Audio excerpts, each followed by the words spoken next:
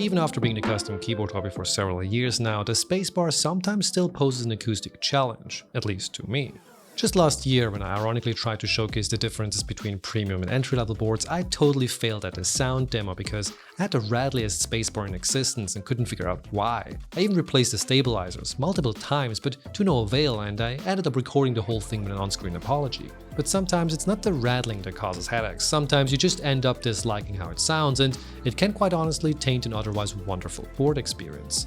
In this video, I want to tackle a little bit of both, what the problem actually was in the video I did last year, and other experiments and potential solutions I found since then to modify the sound. So if you have an issue or are just curious, here are 5 ways to change the sound of your Spacebar. Let's begin with the obvious one, lubing your stabs. None of the modifications I will be showing you later on will do any good if you don't dip your toes into some grease. At some point in time, I was also hoping that I could forego these steps, but no, if you want an even remotely decent sounding Spacebar or any key that uses stabilizers, Lube Em. Luckily, easier techniques have been discovered since the early days, like using a syringe, which has become quite common and is an easy, quick way to get your stabs sounding good without having to go through the hassle of disassembling an entire board. Not every shop sells pre-filled syringes with lube though. If you don't have one nearby, you can also get empty ones. For example, I got mine from a hobby store. But pay attention to what is included. I made the idiotic mistake of not reading the fine print and realized only after they arrived that the tips had to be purchased separately. This might be different depending on where you live or order from, but just to make sure, double check it. But once you get both, just fill it up with your choice of dielectric grease, which many custom keyboard shops should stock, and if again you don't have one nearby, a hardware store should carry something similar. However, for the absolute best results, I would still recommend lubing the housing and stems individually, with the lighter grease like the ever-popular Krytox 205G0. I won't cover this in more detail here because there are so many great video tutorials out there already, and those do a much better job than I ever could, 2 of which I've linked down in the description below. Sometimes though, no matter how much effort you put in, it just doesn't sound right. In that case, maybe it's not the stabilizer at all, but what lies in between. When I was doing my comparison video last year, I just couldn't figure out where the noisy problem came from. After frantically hitting the spacebar and replacing the stabs multiple times, I gave up. What I should have done instead though is look in between, because the actual issue was caused by the switch. While I wish I could get great sounding stabs without having to loop them, even though it doesn't actually take that much time, the situation is a bit different when it comes to switches. Factory looping has come a long way, and although hand-looped ones still far surpass them, these days I rarely loop an entire set. This was ultimately my downfall because it was this stem wobble that caused a tiny little rattly sound. This isn't something bad per se, lots of switches do this, and on non-stabilized keys it's actually not a noticeable problem, but for the wider ones it can be an issue. It's pretty obvious what you have to do though. It's again lubing. If you try to avoid doing this until now, which I can understand, just hear me out for a second. You only have to loop this one, only this single one. It takes just a couple of minutes and it can make all the difference.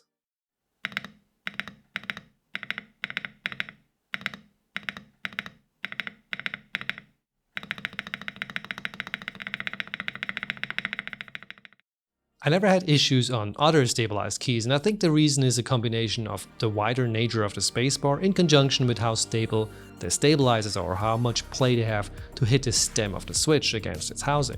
Again, I won't be going into more details on how to loop a switch. I'll link some better tutorials down in the description below again, but in a nutshell, just cover both housing parts and most importantly, get that spring a little greasy. I like to just toss it in a bag with some GPR 105. This way it won't ping around like a tiny little church bell hiding in the middle of your keyboard.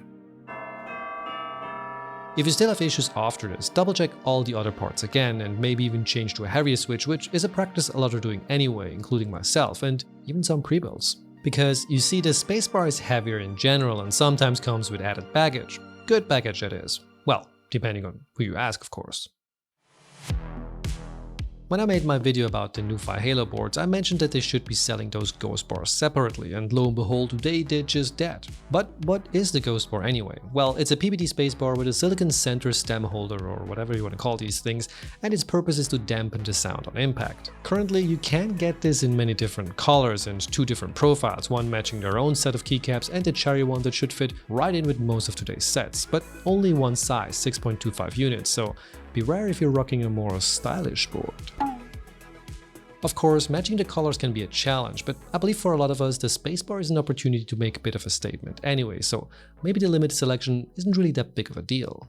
But you're probably already wondering about its potency, so let's take a listen.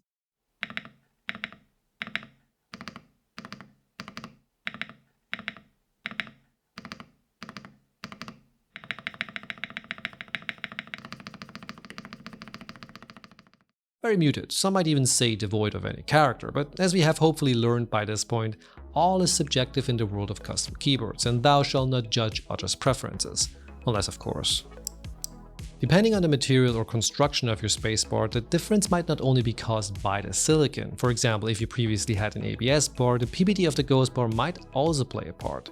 This brings me to this second option. Instead of using a GhostBar, just use any other spacebar. Let's take another listen, but this time between the Milky Way PBT spacebar and some other options I had lying around.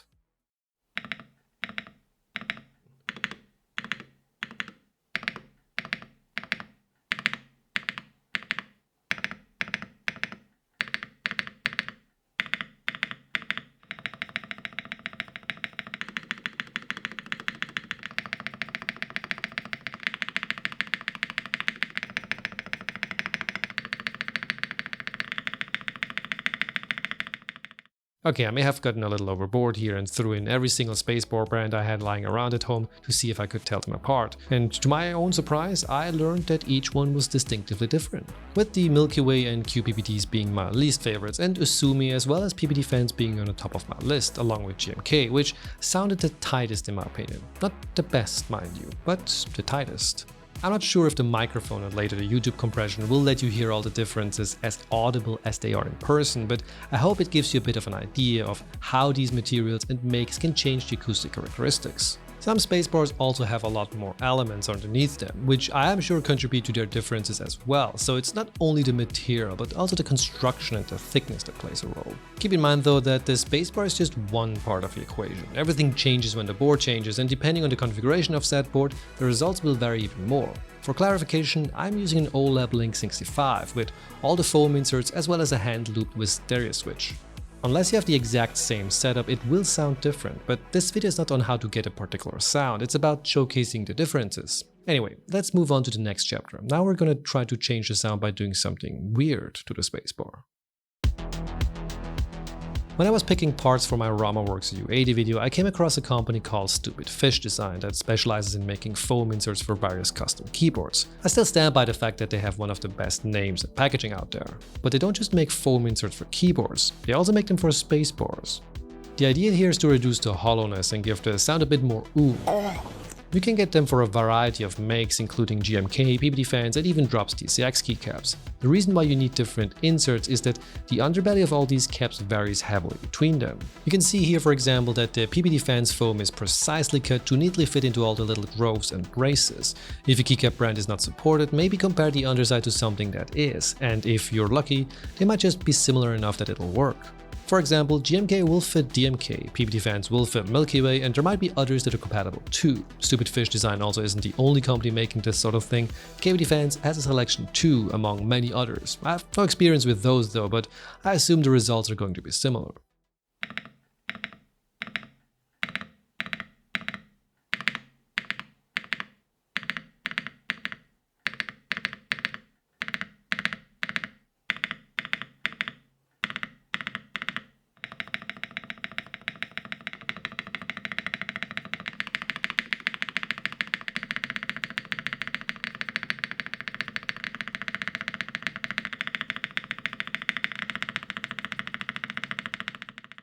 As you just heard, they changed the sound quite significantly. Whether or not it is better is still something I would leave up to you, but I think it's a neat idea and a fun way to experiment with your build. But you don't need to go out and buy specialized foam kits from a vendor thousands of miles away to get this result. You could also try something else, even today, because chances are that you have one of the next two items at home already. Specifically, I will be talking about tape and putty, or how the Germans would say, Klebeknete. Terrible language jokes aside, let's try out tape first. The idea here is the same as with foam, just a little less specific and a little bit more DIY. Similar to the Tempest tape mod, it's best to cut it into more manageable sizes. I found that marking them beforehand was a bad idea. Instead, I just cut small strips and started to fill in the space bars until I was ready for some testing. I use standard masking tape, which doesn't or shouldn't leave any residue. Don't use the shiny ones unless you want to brush your spacebar for all eternity after you remove it again. But if you don't have tape at home, maybe you'll have the next thing, which is putty. Once again, the point is to give the spacebar a little bit more body, acoustically speaking. As with the tape, you can add as much as your spacebar can handle, but putty is a lot heavier, and depending on how much you fill it up, you might also want to consider changing the switch. This theoretically goes for any of the modifications mentioned in this video. All of them do something to the spacebar that can add weight. That, or the alternative spacebar if you're choosing, is heavier. So changing to a different switch might be necessary to even out the typing experience. If you really like the switch you're currently using though, you can also just change the spring or abandon all consistency beliefs and switch to a different switch style. For example, I like to have a tactile one for the spacebar, even if I use linears or clickies for the rest of the board. I don't know why that is, but just kinda like it that way. But let's take a listen to the differences between tape and putty using the same keycap and switch as before.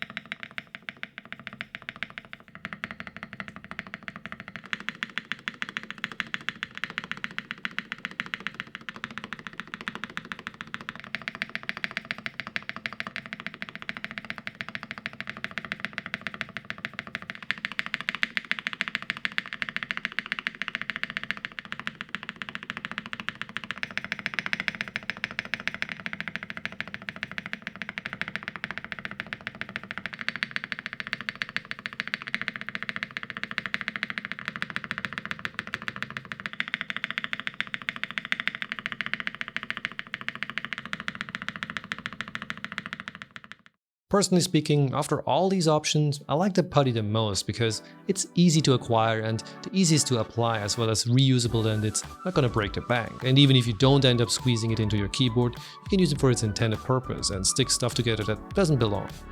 I myself will keep the putty close by. If it should ever be required, I will have it ready. Specifically cut foam is definitely the most luxurious way to modify your spacebar, but not necessarily if you ask me. With both tape and putty, you can also change the amount you want to add and fine-tune the spacebar experience to your liking. Generally speaking, tape seems to affect the sound less, putty is much more noticeable, even in smaller doses. Having said all that, the only board where I currently have a modification on the spacebar is the RamaWorks Thermal, and that one has foam, which I personally like a lot better than without it. But more importantly, after seeing and hearing all of these modifications, what do you think about them? Is it something you would consider, or have you already started sharpening your pitchforks? Anyway, let me and everyone else know down in the comments below. And as always, thank you so much for watching and see you in the next one. Bye!